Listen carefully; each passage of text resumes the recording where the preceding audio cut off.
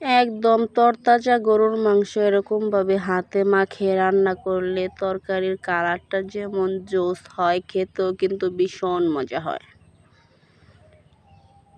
আসসালামু আলাইকুম, কেমন আছেন সবাই? আশা করি ভালো আছেন। আল্লাহর রহমতে আমি অনেক ভালো আছি।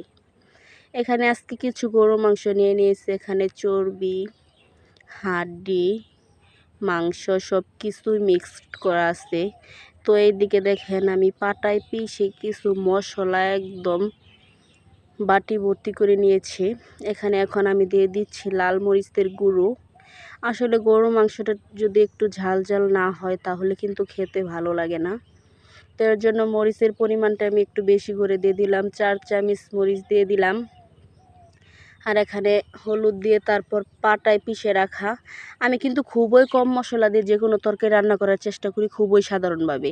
এদিকে দেখেন এই যে রসুন বাটা দিয়ে দিলাম, জিরে বাটা দিয়ে দিলাম, সব বাটা এখানে কিন্তু আছে, আমি আলাদা আলাদাভাবে বেটে নিছি। এখানে আদা বাটা দিয়ে দিলাম, পেঁয়াজ বাটা দিয়ে দেব। দেওয়ার পর এখানে কিছু এলাচ, তেজপাতা, দারচিনি এগুলো এখন দিয়ে দিলাম। আসলে আমি বাহিরের কোনো মশলা এখানে ব্যবহার করব না। তো এখন পরিমাণ মতো একটু তেল দিয়ে দিচ্ছি। এখন এগুলাকে সুন্দরভাবে মাখিয়ে আমি রেখে দিব 5 মিনিটের মতো। আসলে এটা মাখানোর সময় কি সুন্দর যে একটা স্মেল ছিল, আসলে উপভোগ করার মতো। এরকমভাবে দেখতাম আমাদের মা চাচিরা প্রায় সব তরকারি এরকম মাখোভাবে রান্না করতো, খেতে কিন্তু ভীষণ মজা হতো।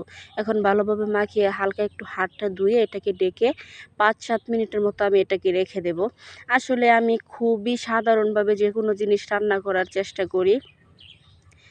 বাজারের কোনো দামি মশলা কিন্তু আমি আমার রান্নায় ব্যবহার করি না। তো এই দেখেন 5-7 মিনিটের পর এই যে মাংস থেকে অনেকটা পানি বের হয়ে গেছে। এখন এটাকে আমি কড়াইয়ে ঢেলে দেব।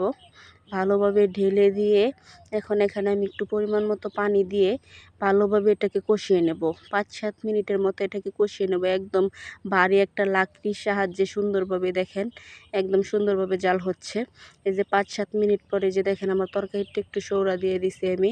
দেওয়ার পরে যে তরকারি কালারটা দেখেন অনেকটা কিন্তু গাঢ় হয়ে যাচ্ছে।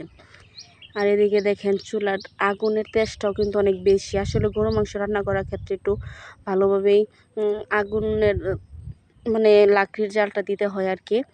তো এই যে দেখেন ফাইনালি আমার রান্নাটা কিন্তু হয়ে গেছে। আসলে এরকম কম মশলা দিয়ে যে এত মজার তরকারি হয় আর এত সুন্দর কালার হয়, সেটা কিন্তু না দেখলে আপনারা কখনো বিশ্বাস করবেন না।